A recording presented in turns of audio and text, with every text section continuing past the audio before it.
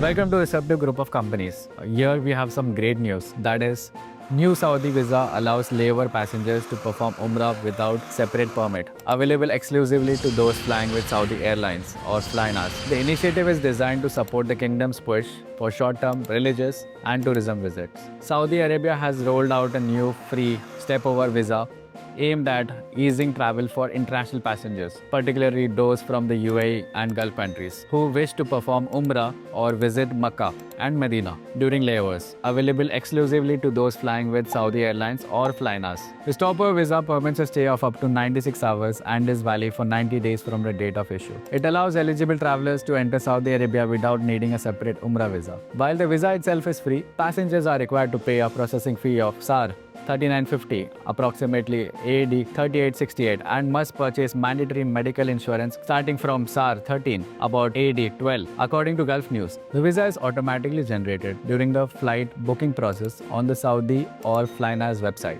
Only transit passengers with confirmed onward bookings can apply. Applicants must register and book their Umrah or Ziyarah slots in advance via the official Nusuk Sa platform. So this was the latest news for you people, and we will keep coming in with more such information. Thank you for watching and stay tuned for more information.